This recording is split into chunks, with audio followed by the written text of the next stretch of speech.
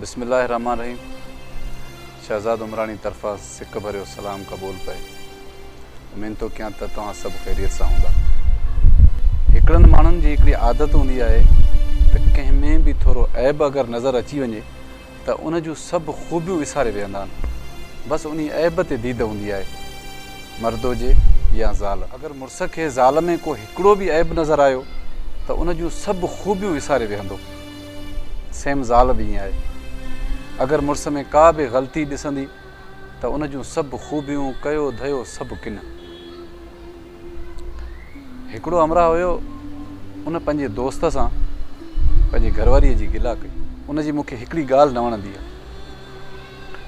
उन दोस्त उन खां वज़ाहत करे पुछा कई त इहा तुंहिंजी घरवारी में जेको ऐब तव्हां ॿुधायो था त इहो यको आहे या ईअं हाणे पैदा थियो आहे? चई हाणे ई बसि पैदा थियो आहे। त हुन चयो यार ॻाल्हि त नंढी आहे, तूं ॻाल्हि माना वॾी करे पेश कयो आहे, पर हाणे मां तव्हांखे इन बाबति तफ़सील सां ॿुधायां थो। उन माण्हूअ चयो त तुंहिंजे घर जो जेको धोबी आहे, तव्हांजे घर में कपिड़ा केरु धोए? चयुसि मुंहिंजी घरवारी। तुंहिंजे लाइ मानी केरु करे? चई मुंहिंजी घरवारी। तुंहिंजे ॾुख सुख जो साथी या तव्हांखे दिलि जो हवालु अगरि कंहिंखे करिणो पवंदो उहो कंहिंसां कंदा आहियो? चई घरवारी सां। तव्हां पैसा ॾोकड़ जेके बि रखण लाइ कंहिंखे ॾींदा आहियो? उन चयोसि घरवारी सां। अच्छा, उन सभिनी कमनि खां पोइ तव्हां पंहिंजी घरवारी खे उन जी पघार या उनखे को अजूरो ॾींदा आहियो? उन चयो कॾहिं बि न। चए उन करे घुरियो त मां तव्हांजा हेतिरा कम कयां थी त उन बाबति मूंखे हेतिरा पैसा खपनि या उन जी का मसवाड़ खपे या उन जो मूंखे हक़ु खपे।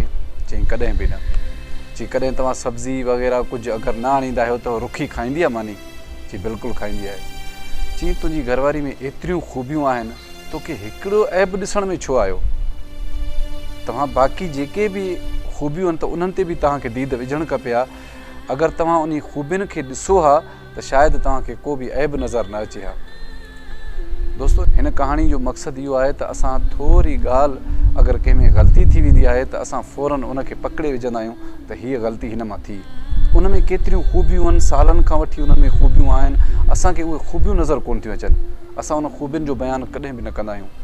त कोशिशि कंदा कयो त हिक ॿिए जा जेके बि ऐब आहिनि, ज़ाल मुड़ुसनि जा ऐब हिक ॿिए खे ख़बर हूंदा आहिनि, उन्हनि खे ॿाहिरि कॾहिं बि न कढो। को बि दुनिया तव्हांजा इहे मसइला हल न करे सघंदो। उन मसइलनि जा हल बि तव्हां कढी सघो था। उन मसइलनि जा मालिक बि तव्हां आहियो। इहा तव्हांजे गिला में शुमार आहे ऐं माण्हू इन में तव्हांखे भलो न चवंदा। अगरि पैगाम पसंदि अचे त शेयर ज़रूरु कंदा। अल्लाह निगहबान।